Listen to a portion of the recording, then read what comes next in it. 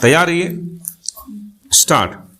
अपीलार्थी एवम एक अन्य अभियुक्त बलराम को विचारण न्यायालय ने भारतीय दंड संहिता की धारा 364 का सपटित धारा 120 ख के अंतर्गत दोषसिद्ध कर दिया और अपीलार्थी को भारतीय दंड संहिता की धारा 364 क के अंतर्गत दोषसिद्ध एवं आजीवन कारावास के दंड से दंडित किया विराम।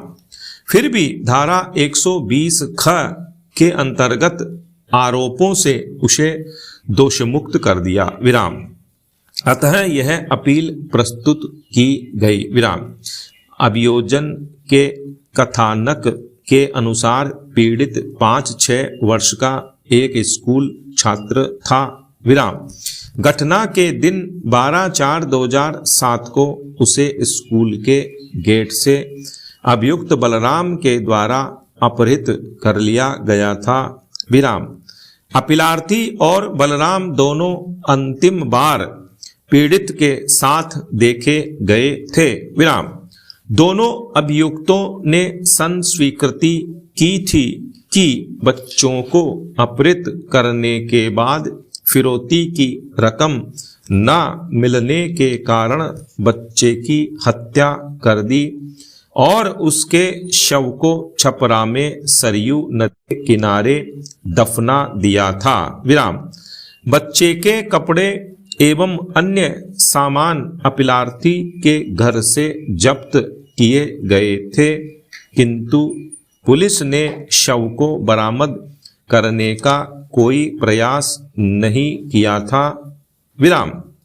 बच्चे के सहपाठी ने साक्ष्य दी थी कि बलराम जो पीड़ित के घर का पहले घरेलू नौकर था, पीड़ित को अपने साथ यह कहते हुए ले गया था कि उसके पिता उसे बुला रहे हैं और फिरौती की रकम के लिए फोन कॉल भी बच्चे के माता पिता को उसने ही किया था विराम। उच्चतम न्यायालय के समक्ष मुख्य विचारणीय प्रश्न था कि क्या अपीलार्थी को तब भी दोषसिद्ध किया जा सकता है जबकि मृतक बच्चे का शव जब्त नहीं किया गया था, जो व्यपहरण की घटना को संदेहास्पद बना देता है विराम। पैरा निर्णय 1। अपीलार्थी की संस्वीकृति पर मृतक बच्चे का स्कूल बैग, पुस्तकें एवं स्कूल डायरी जिसमें मृतक के माता पिता का नाम, पता व मोबाइल नंबर अंकित था, अपीलार्थी के घर से बरामद हुआ था, जिसकी पहचान मृतक के माता पिता ने की थी विराम। अपीलार्थी इन बरामदगी के विरुद्ध कोई स्पष्टीकरण नहीं दे पाया सिवाय अपराध के से इनकार के विराम।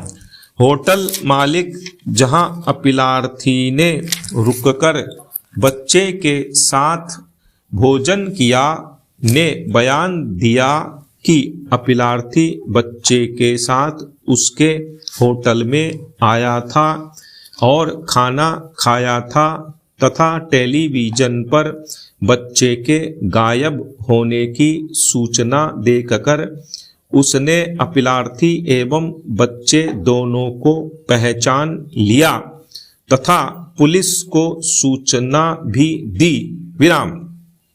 शराब की दुकान के मालिक ने भी साक्ष्य दी है कि अपीलार्थी सह अभियुक्त बलराम एवं अपहृत बच्चे के साथ उसकी दुकान पर आया था और 2 घंटे रुककर दोनों ने शराब पी थी विराम। उसने यह भी कहा है कि अपीलार्थी और बलराम दोनों रिश्तेदार हैं विराम। पीड़ित के सहपाठी 8 वर्षीय साक्षी और पीड़ित के माता पिता की साक्ष्य से स्पष्ट है कि पीड़ित का व्यपहरण अभियुक्त बलराम के द्वारा किया गया विराम।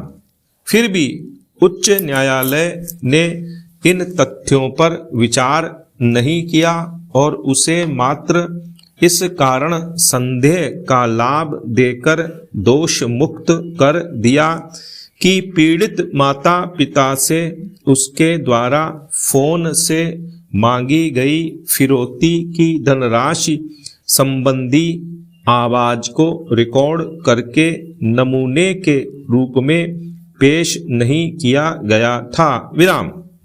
दुर्भाग्यवश इस दोष मुक्ति के विरुद्ध अभियोजन ने अपील भी नहीं की विराम, किंतु सह अभियुक्त की दोष मुक्ति अपीलार्थी के दोष सिद्धि में बाधा नहीं बन सकती है, भले ही अभियोजन की ओर से मृतक के शव को बरामद नहीं किया गया है विराम। पैरा 2 दांडिक विधि शास्त्र का यह कोई अपरिवर्तनशील नियम नहीं है कि पुलिस के द्वारा मृतक के शव को जब्त नहीं किया जाना अभियुक्त को संदेह का लाभ देकर दोषमुक्त करने का हकदार बनाते हुए अभियोजन के मामले को संदेहास्पद बना देगा विराम।